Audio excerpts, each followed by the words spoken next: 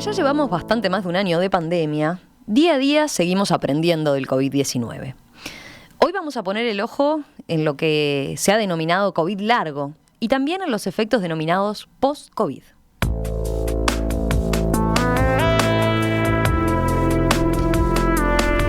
Esto viene a cuento tras una exposición realizada por el Proyecto ECO, una iniciativa que brinda teleclínicas para acercar conocimiento al personal de la salud.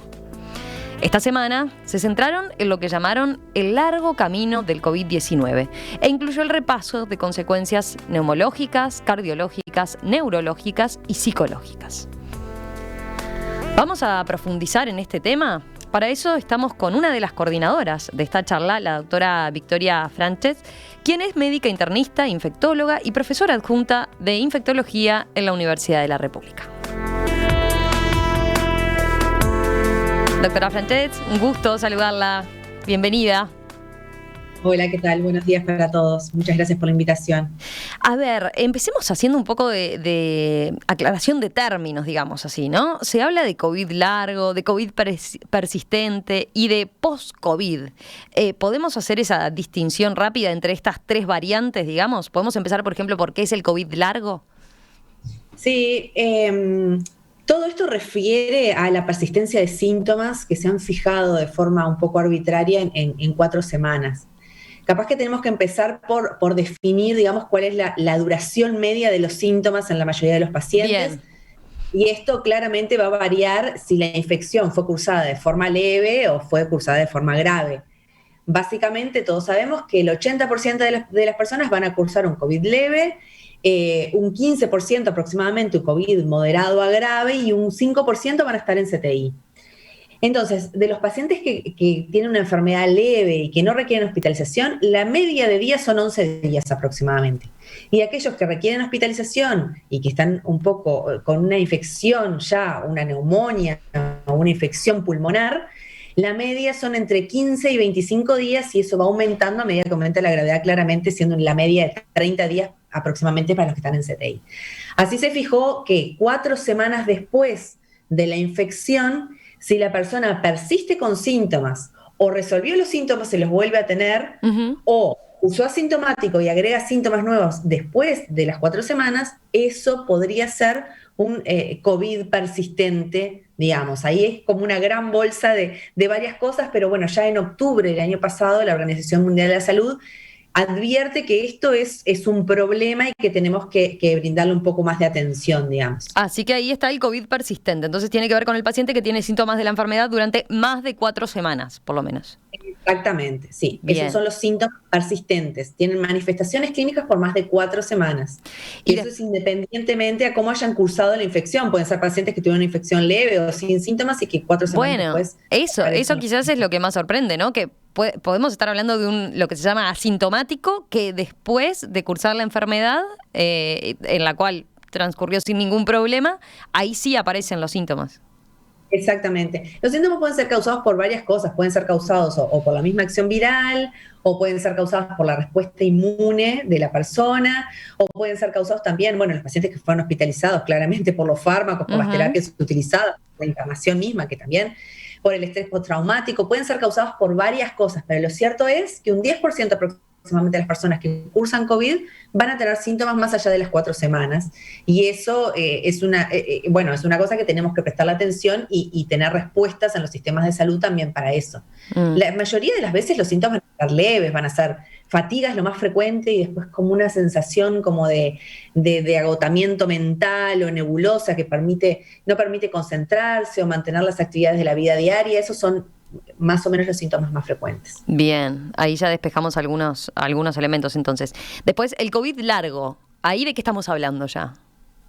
Sí, dentro de como hablábamos de este COVID largo, de los síntomas persistentes, tenemos, como decíamos, esta situación, ¿sí?, de COVID persistente, síntomas más allá de las 4 semanas. Después tenemos todo un capítulo, digamos, de lo que son las secuelas, que fue lo que hablamos en la clínica ECO, es decir, aquellos pacientes que tuvieron una neumonía, una afectación pulmonar importante, que pueden quedar con secuelas importantes, ¿sí? Después tenemos síndromes inflamatorios, ¿sí?, en personas pueden haber cursado la enfermedad también de forma leve, pero que días o semanas después aparece como una respuesta inflamatoria de todo el cuerpo. Esto se describió más que nada en niños, pero también se están viendo ahora adultos, ¿sí? Que son cuadros que si bien son raros, muy poco frecuentes, pueden ser también graves. Y después tenemos toda una gran bolsa también de todo lo que es causado por los fármacos y por las internaciones. Ustedes saben que los pacientes que ingresan a CTI o que tienen internaciones prolongadas pueden tener una afectación muscular y una afectación de todo el cuerpo que es muy intensa. Uh-huh. En este caso, cuando hablamos de esas situaciones después de transcurrir la enfermedad y esas quizás más graves, cuando llamamos el post-COVID, quiere decir también, o sea, el paciente a veces es dado de alta porque ya pasó sin ningún problema, y días después, ¿no?, se le manifiesta por ejemplo, esa inflamación. Sí. Para este caso puntual de días después de esta inflamación, muchas veces los pacientes ni siquiera están internados. Se ha descrito niños, ¿sí?, y adolescentes cursan con un COVID leve o asintomático y días o semanas después aparece como este síndrome con inflamación de todo el cuerpo, de los órganos, que puede afectar el cerebro, los pulmones, el aparato digestivo, la piel, muchos órganos, ¿sí? Y ese es un síndrome inflamatorio multisistémico, digamos. Lo más frecuente es esto que hablábamos hoy en los pacientes que cursaron COVID y que van a quedar 4 semanas después con estos síntomas que pueden ser variados, muy variados, incluso persistencia o vuelta de la fiebre, digamos. Y bueno, eso sería lo más frecuente que puede presentarse esto en un 10% de los pacientes. En lo que tiene que ver con todos estos síntomas después de transcurrir la enfermedad, a ver, hay coincidencia, tengo entendido, entre los expertos en que todavía, de vuelta, como todo en el COVID, hay muchas más dudas que certezas, ¿no? ¿Cuánto se viene estudiando esta otra parte de la enfermedad, ¿no? Los efectos a mediano ya o a largo plazo, en relación a lo que sabemos del COVID, que todavía ya supimos lo que era, saber tener una idea, pasar a tener otra, que se fuera actualizando la información. Hay que agarrar todo con pinzas, es todo relativo, pero de esta otra etapa, ¿cuánto se viene investigando, por ejemplo? Si uno lo ve en perspectiva, en 1 año y medio aproximadamente de pandemia, se ha logrado secuenciar el virus, describir el cuadro clínico, encontrar algún que otro tratamiento, hacer técnicas diagnósticas y la vacuna. Y desde octubre prácticamente del año pasado se viene estudiando un poco más todos estos síndromes post-COVID, tratando de agruparlos de diferentes formas. De los que tenemos quizás más información son en aquellos pacientes que cursaron un COVID con una afectación pulmonar. Uh-huh. y que fueron hospitalizados por esto.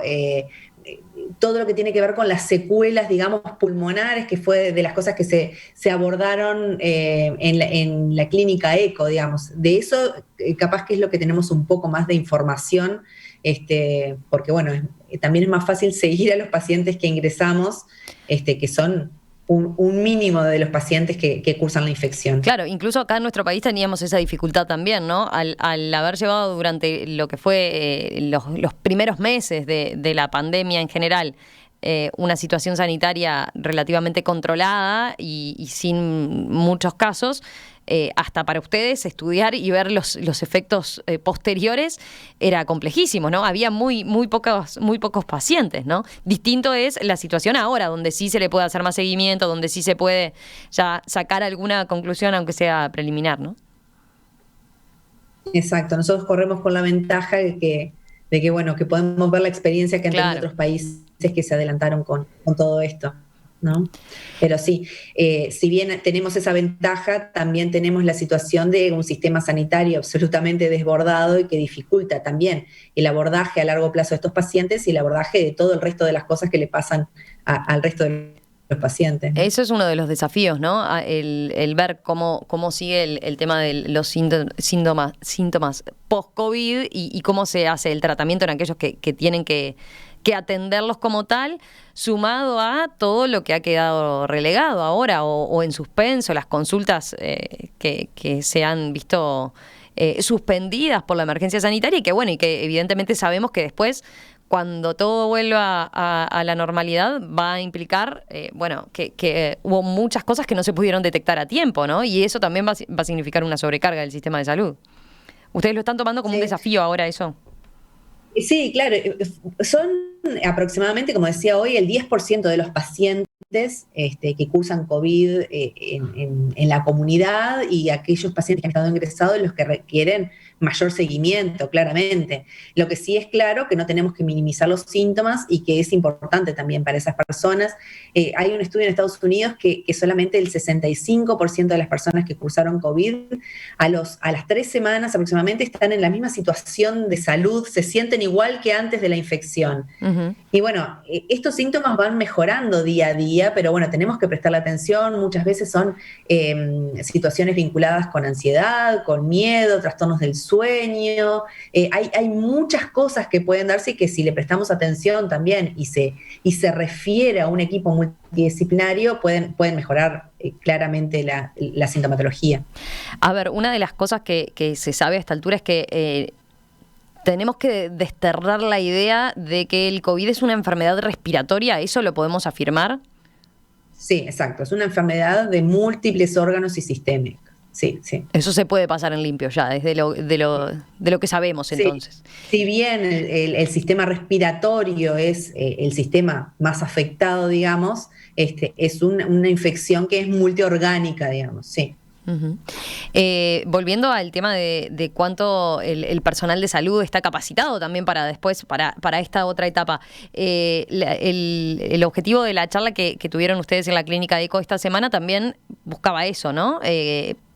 Familiarizar al personal de la salud y a los médicos en particular de lo que eran lo que se iba sabiendo hasta ahora, o los elementos que hay hasta ahora de esta parte de la enfermedad, ¿verdad? De lo que es el síntoma posterior. Y lentamente van apareciendo también equipos multidisciplinarios en todos los centros que empiezan a abordar estos pacientes, donde hay infectólogos, internistas, uh-huh, neumólogos, neurólogos, que fue, bueno, un poco de los especialistas que hubo el otro día en la clínica médica. Los especialistas de medicina familiar y comunitaria en el primer nivel también son fundamentales para abordar estos problemas. El equipo de psicología médica, claramente empiezan a aparecer en todos los prestadores porque son síntomas que pueden ser muy molestos y que no permiten a la persona reintegrarse a su vida laboral y familiar habitual, así que claramente hay que atender. Ni hablar a aquellos que tienen secuelas graves pulmonares, ¿sí? Con insuficiencia respiratoria.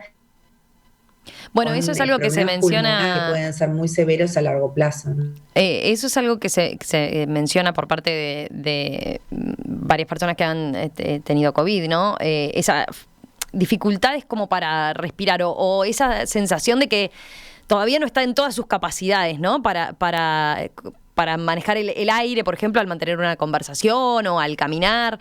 ¿Eso es uno de los síntomas más frecuentes? Sí, como decíamos, lo más frecuente es la fatiga y la fatiga en general. Sensación como de nebuloso o neblina mental. Después tenemos la falta de aire, puede haber dolor torácico, tos persistente, como un disconfort, digamos, al respirar, que es difícil de caracterizar si es cansancio o si es falta de aire. Por eso es muy importante, frente a todo esto, hacer la consulta médica, porque tenemos que distinguir realmente si es insuficiencia respiratoria, es decir, que la persona tiene una afectación pulmonar y hay menos oxígeno, ¿sí? O es fatiga y demás. Y hay algunas formas fáciles de diagnosticar esto a través de ejercicios, incluso se puede hacer hasta por teleconsulta, uh-huh, con saturómetros, que son aparatos muy simples, claro, digamos, que miden el oxígeno en sangre, y con la persona parándose y sentándose de la silla durante minutos. Es decir, hay muchas estrategias para diagnosticar esto, y lo importante es diagnosticarlo porque puede tener al principio, en los primeros 3 meses, un tratamiento y evitar secuelas pulmonares muy graves. ¿Se sabe qué tan común es que persista la pérdida del gusto y del olfato a lo largo también de las semanas? ¿Eso se revierte después? Porque ese es otro de los síntomas que muchas personas que cursan la enfermedad manifiestan haberlo padecido durante la enfermedad, ¿no? Pero después, ¿qué pasa? Esos son síntomas clásicamente de COVID leve, digamos, de personas que en general no cursan con una infección respiratoria en los pulmones graves, y puede persistir durante varias semanas. Se habla que a las 8 semanas más del 40% persiste con alteraciones del gusto y del olfato, que puede parecer una cosa menor, digamos, pero que a largo plazo realmente son síntomas muy molestos, que muchas veces dificultan el interés que hay por la comida o por la alimentación, y que bueno, que realmente son muy molestos, y hay algún tipo de rehabilitación también para esto. ¿Hay rehabilitación para esto? ¿Cómo Sí. es el tratamiento, digamos, o qué se puede hacer al respecto? Hay otorrinos especializados en esta rehabilitación del gusto y del olfato. Hay que hacer la consulta. Bien, bien. Pero se revierte entonces. Por ahí lo más común es que se puede tratar Revierte. primero y se revierte. Perfecto. Sí, sí, sí, sí. Después, ¿hay secuelas cardiovasculares? Sí, puede haber también alteraciones cardiovasculares, fundamentalmente en los pacientes que cursaron un COVID moderado a grave. Ujú. Puede haber alteración del corazón, ¿sí? Por inflamación, por la propia inflamación o por efectos del virus directo o por otros fenómenos inflamatorios, o como ustedes saben, COVID causa frecuentemente, o es un predisponente muy importante para las trombosis, ¿sí? Para que se formen coágulos Ujú. fundamentalmente en los pulmones, y eso puede causar secuelas graves a largo plazo. Estas alteraciones cardiovasculares en general se presentan en personas que cursaron la infección de forma grave, ¿no? Ujú. ¿Y ahí cómo se detectan en general? O sea, eso es porque se le hace un seguimiento de forma muy particular a esos pacientes que transitaron la enfermedad de forma moderada a grave ya, o porque se manifiesta de alguna forma en el cuerpo. Bueno, en general está bastante pautado de que los pacientes que ingresan por un COVID grave hay que hacer esta evaluación cardiovascular, y si tienen alteraciones, seguirlos también de forma particular, que pueden incluir desde exámenes de sangre, ecocardiogramas o otros estudios de imagen como una resonancia cardíaca, pero son como un grupo muy pequeño, digamos, de pacientes que tenemos que seguir. Las afectaciones trombóticas, esto que hablábamos de trombos venosos que afectan al cuerpo y fundamentalmente a los pulmones, estos sí se pueden presentar en cualquier tipo de pacientes, pero son más frecuentes también en pacientes que tuvieron un COVID grave. Bien, perfecto. ¿Y deterioros cognitivos?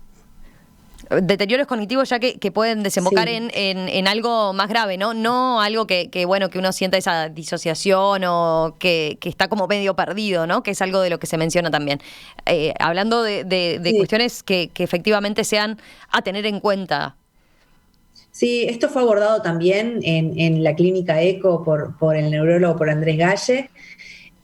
Sí están descritos, y también están descritos, tienen muchas causas. Imaginen bueno, en los pacientes añosos está como predisponente, toda la inflamación, los efectos virales, las internaciones prolongadas que afectan mucho, mucho a los pacientes añosos, muchas veces se confunden, tienen delirio, el uso de fármacos también, toda la situación de aislamiento pueden llegar a agravar muchísimo las situaciones de demencia o de deterioro cognitivo previo muy Ujú. leve, y son cosas que tenemos que atender fundamentalmente los adultos mayores. Y eso, en ese caso, ¿pero es más asociado al COVID o es en general, por transitar la enfermedad, lo que podía ser otra situación parecida, que implique una internación prolongada, complicada, con estas Claro, características? tenemos todo lo que lleva la internación prolongada, ¿sí? Habitualmente,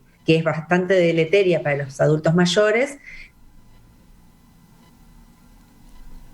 nación, ¿sí? Y también todo lo que tiene que ver con el aislamiento, es decir, ¿no? El Claro. aislamiento, la soledad, el poco estímulo, digamos, y bueno, eso hace un combo complejo de tratar también. ¿Están teniendo, pienso en capaz que en equipos de salud de otros países donde ya tienen más experiencia incluso en la enfermedad, los psicólogos están muy integrados en el equipo multidisciplinario de salud? Sí, están muy integrados. De hecho, en el Hospital de Clínicas hay un equipo para esto, y en la mayoría de los prestadores está habiendo un abordaje, o se trata de que empiece a hablarse de un abordaje integral, y acá la participación de psicología es muy, muy importante. Mm. Tengo preguntas de los oyentes. Jorge pregunta, luego de cursar la enfermedad y no tener problemas, ¿a los meses puede subir la diabetes?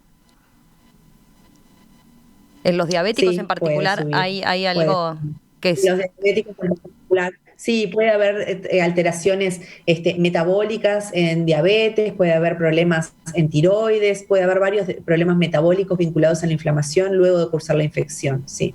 Bien.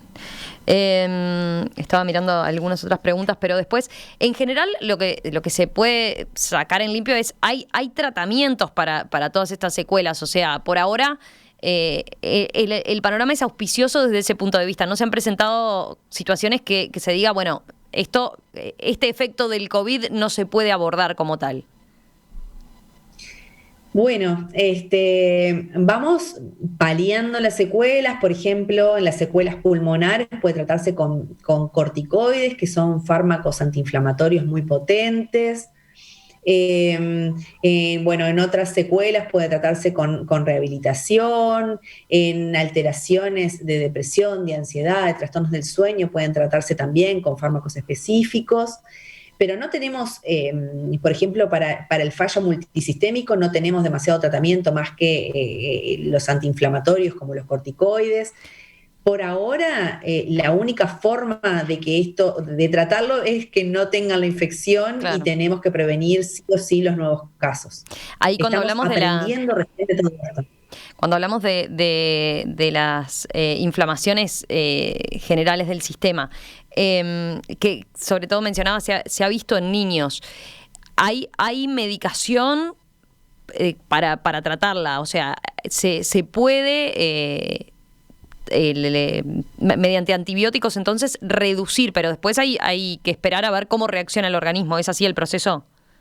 Sí, no son antibióticos, en realidad estos fenómenos son de autoinmunidad, digamos, de una respuesta exagerada del sistema inmune en el cuerpo que afecta a nuestro propio cuerpo, digamos.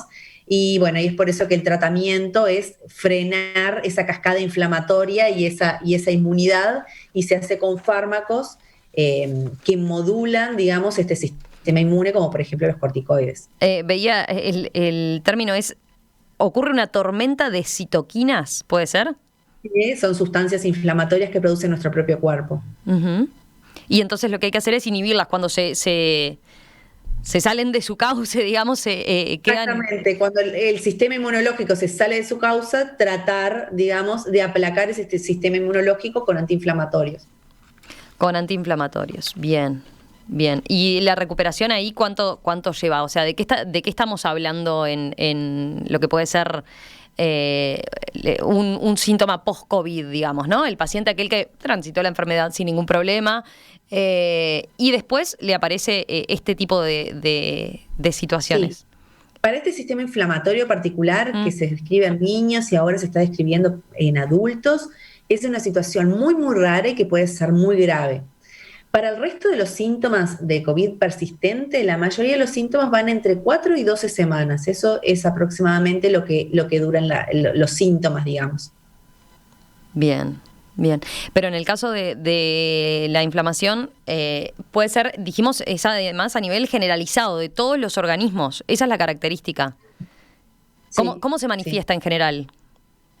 Y bueno, puede haber en realidad afectación digestiva, con náuseas, con vómitos, con diarrea, puede haber fiebre, alteraciones a nivel cardiovascular, con descenso de la presión arterial, con palpitaciones, afectación de la piel, donde puede haber lesiones en la piel, puede haber cansancio, dolores crónicos. Es una afectación realmente de todos los órganos que puede ser muy severa. Esto es un número muy bajo de pacientes, ¿no? La mayoría de los pacientes van a tener fatiga, cansancio, neblina mental, tos, síntomas mucho más banales entre 4 y 12 semanas aproximadamente. Si bien pueden persistir después de las 12 semanas, lo que se ha visto es que persisten más o menos hasta los 3 meses posteriores al COVID. Doctora Victoria Frances, médica internista e infectóloga, profesora adjunta de infectología en la Universidad de la República. Muchísimas gracias por estos minutos esta mañana aquí en Perspectiva, por haber evacuado estas dudas. Valía la pena hacer un repaso de qué se sabía ahora a esta altura de esta etapa de la enfermedad, ahora que lamentablemente nuestro país ha tenido estos números complicados y que evidentemente más personas transitaron por este episodio y bueno, y también están más alerta entonces de esas consecuencias posteriores que, como dijimos, no es que sean algo generalizado ni demás, no es que le pase a la mayoría, en general son cuestiones más bien leves, pero vale la pena estar alerta y sobre todo volver a recalcar: lo mejor por ahora es justamente no contraer la enfermedad y seguir utilizando entonces todos los mecanismos de prevención. El tratamiento que tenemos por ahora es ese. Exacto. Gracias, un gusto. Por favor, las órdenes, que pasen bien.